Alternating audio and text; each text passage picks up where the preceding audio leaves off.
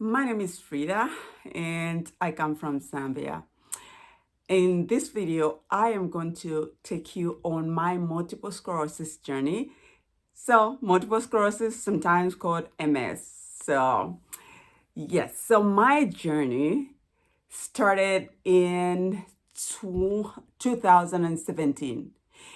It may have started much longer than that, but I am just going to tell the story from the time I feel it became serious. Like this is 2017.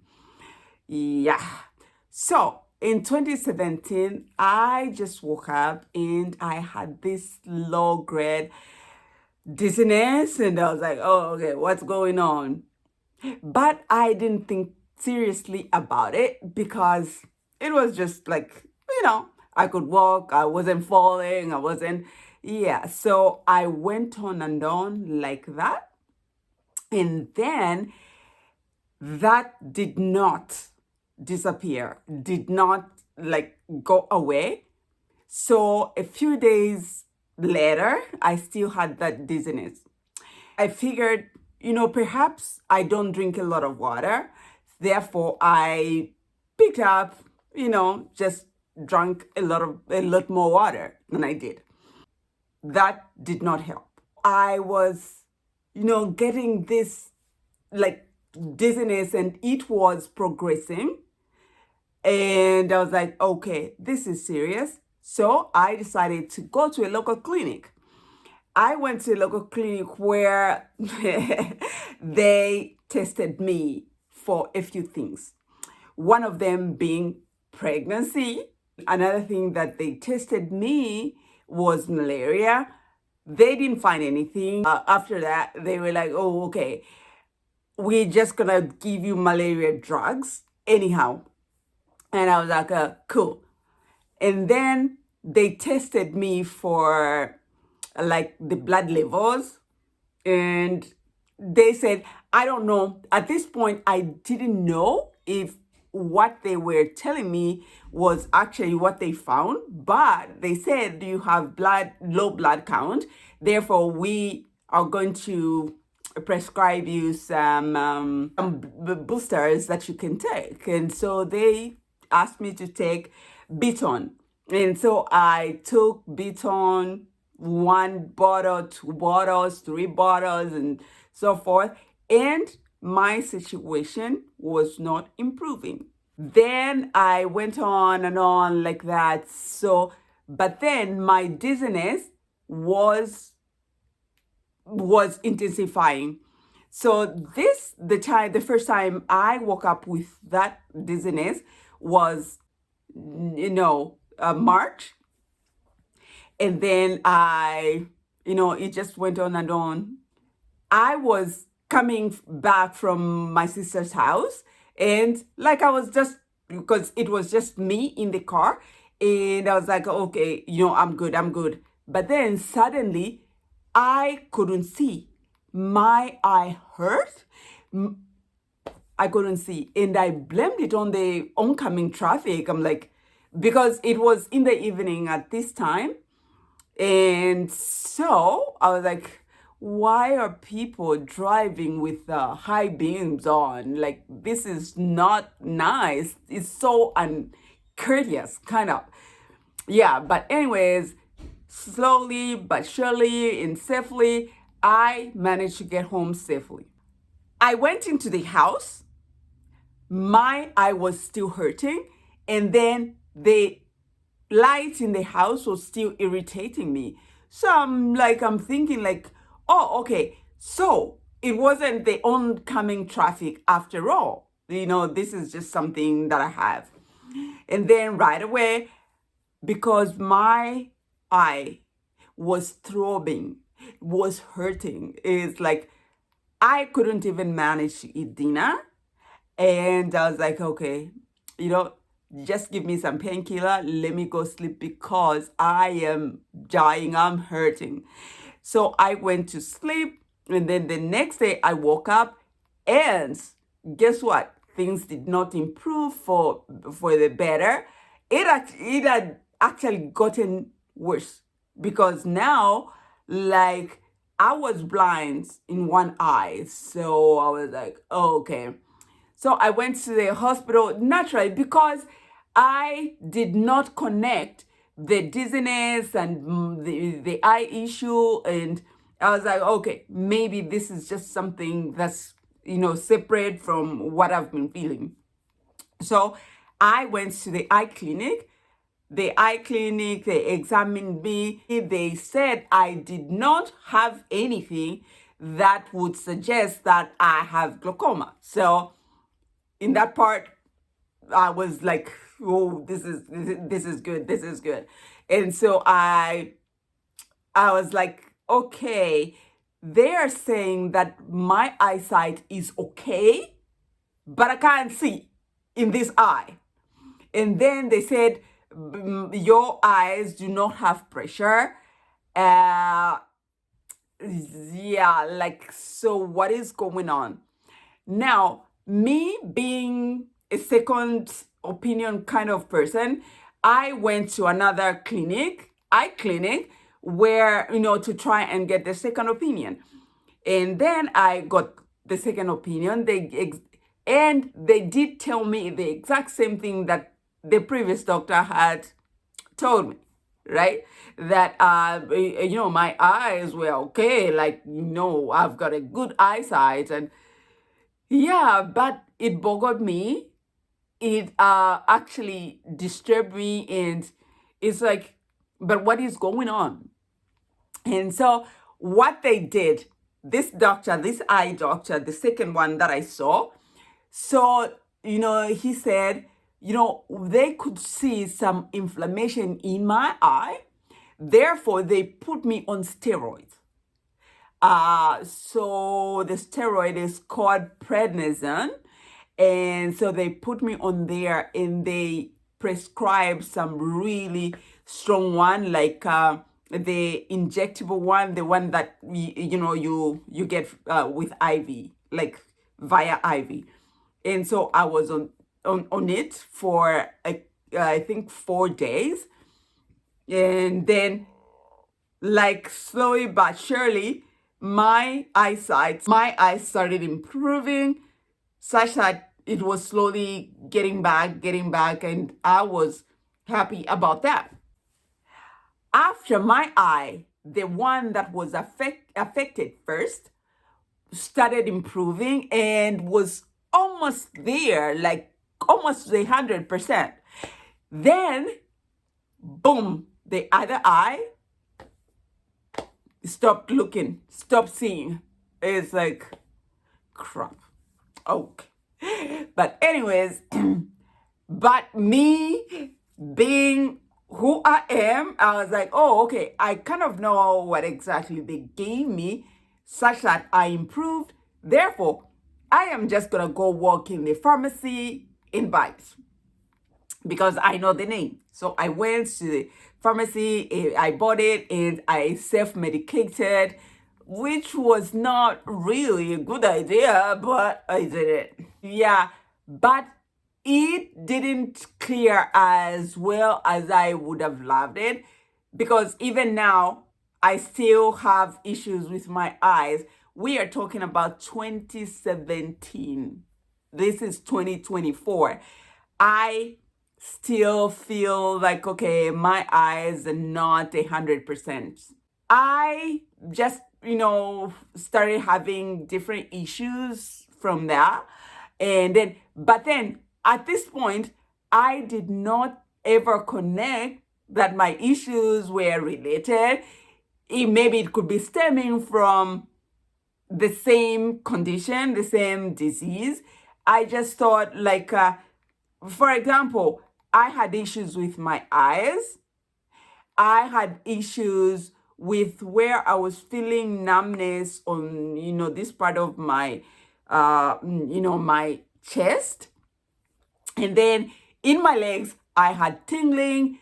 Yeah, so I didn't connect the dots that maybe this was related to that, maybe yeah, because I just thought that, okay, I just, it's so sad, but perhaps I just have issues. And then I started looking for answers. So I went from one doctor to the other to the other. And every doctor that I visited, they told me a different story. Because at some point, there's actually one doctor that said, okay, you have some allergies. And I'm like, dude, are you serious right now? Because here I am, I'm at the age where I am. I've never had allergies. So what are you talking about? But yeah, so I was like, oh, okay, yeah, sure. And then they gave me some nasal, whatever, something to spray in my nose. And then I just got it. Because, yeah, just because he gave me. And then at some point, I was like, okay, you know what? My brain told me, my mind told me, my whatever, my exposure told me that perhaps what you have is something to do with nerves. So how do I find out if my nerves are okay or not? So what I did is I went for an MRI where they had to take a picture, like an image of my brain to see what was in my brain. Because at this point, I was beginning to think like, oh, do I have like a brain tumor or something? Like, I was scared. If I have to be honest, let me tell you something, guys. I was afraid. So what happened is I went and my, like, my requisition, I only referred myself to UTH, to the University Teaching Hospital, which is actually the biggest private hospital in Zambia, and they have machineries and yeah. So I went there, I had my MRI, and guess what? Now, because nobody referred me to this hospital, I did. So what they told me was like, oh, okay, but where we're going to send the results. So they opted to give me the disc, the CD. So that's what I got. And guess what? Listen to this. I never showed that disc to anybody because I was so afraid of what could be. And then what happened is a friend of mine, she's in America. Shout out to Janet, my bestie.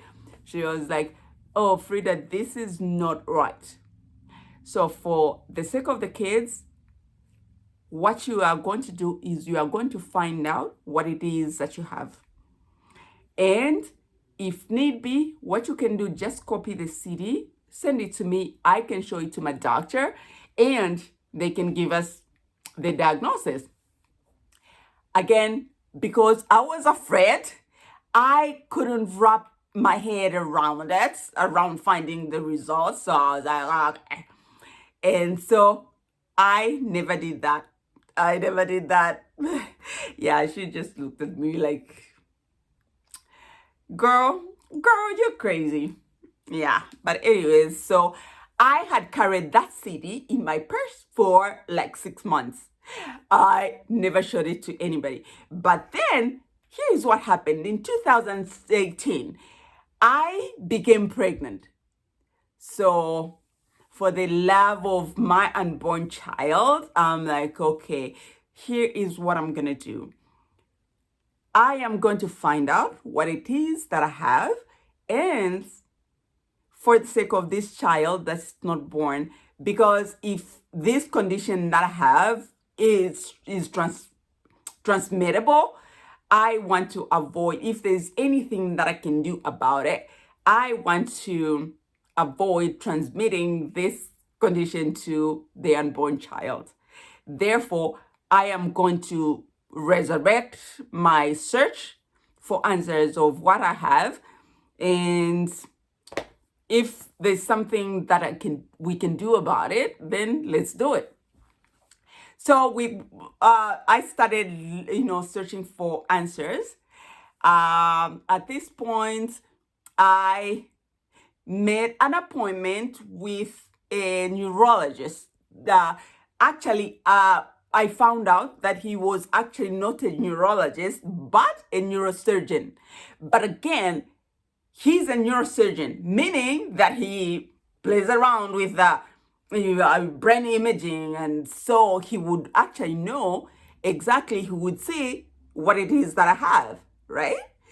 Yes, but this is a renowned neurosurgeon. As a matter of fact, he's the head of the neurosurgeon in this big hospital. So when I felt confident, I was like, okay, either way, I am going to get help. I am going to get help. So I am just going to, to put everything on the table, and whatever he tells me. I prayed about it, and I think, emotionally, I was prepared because of this thing that I was carrying.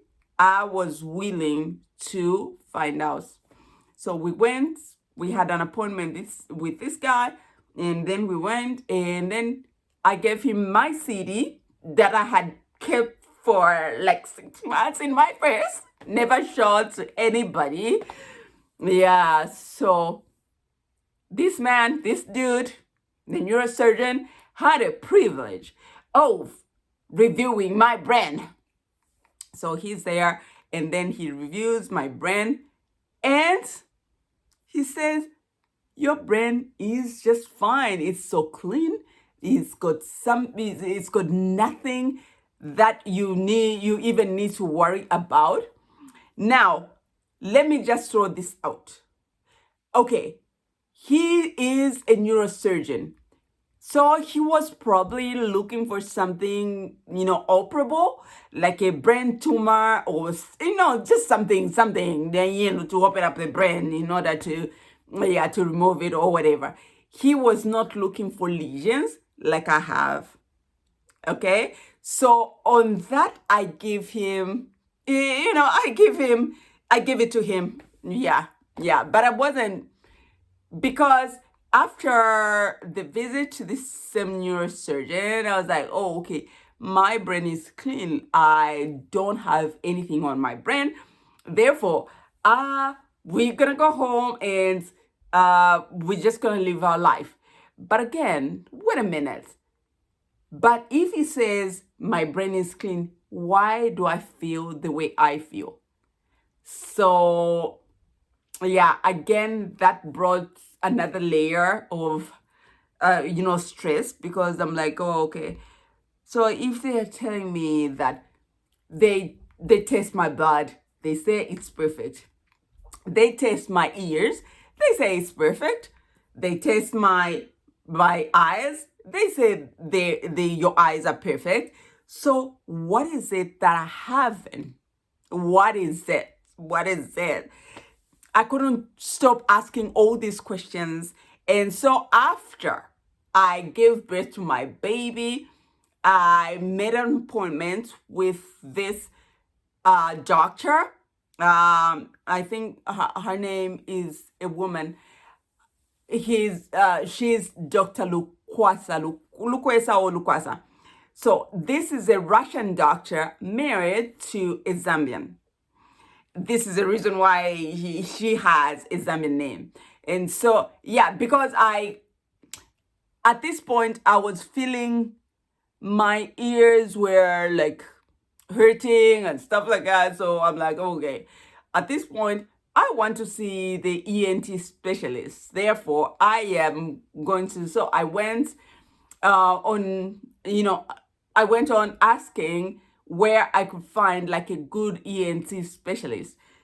So some people recommended this woman, and I was like, oh, okay, because she is coming up so much, therefore she must be a really good ENT.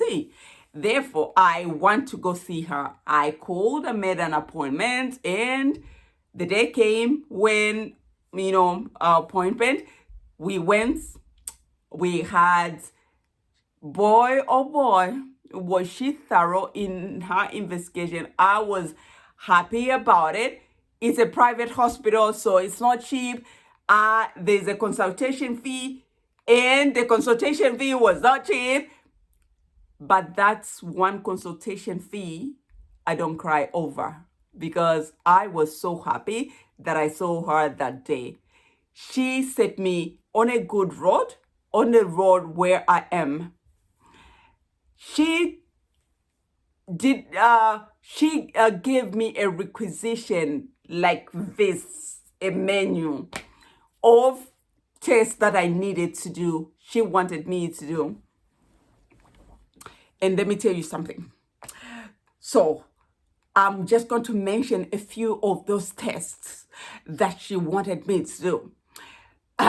So there was gonorrhea, HIV, all these tests, cholesterol, all these crazy tests. I was looking at my husband, I'm like, yeah. Anyways, it was a good laugh. We laughed about it. But I did all of them. The tests were expensive, not cheap, but I went and did it. And then on top of that, she also wanted me to do an MRI.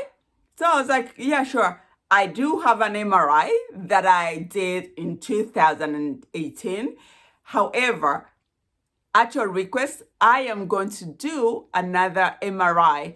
And if you know one or two things about MRIs, they are not cheap.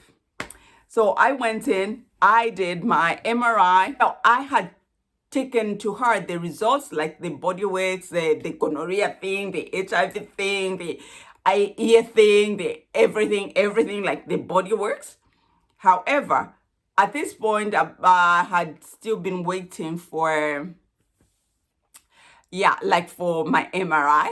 Therefore, like, she was unable to see the MRI. So I think part of the reason she asked me to do all these tests, because she just wanted to rule out some stuff. So I took her the results, like the body works, and they came out perfect. So even before I took her my MRI, she said, I want you to go and see a neurologist. Find yourself a good neurologist. I was like, oh, okay. Because I knew, I had a feeling that what I had was a neurological problem. And so when she told me that she wanted me to go see a neurologist, that just confirmed my suspicion. So I went, I asked her if she knew any neurologists around that were like good. And so she said, okay, she mentioned, this person. And then she also gave me a phone number to the same person. I called them, we made an appointment, and then we went in. So what happened is I gave them both my CDs, the one that I had taken because I was just curious. I was feeling in my soul that my problem was neurological. So I went ahead and did that MRI, like self-referred. And then I also gave him the MRI that I had gotten, upon her request. So I had two MRIs. The doctor looked at both of them and said, no, this looks like the same brain.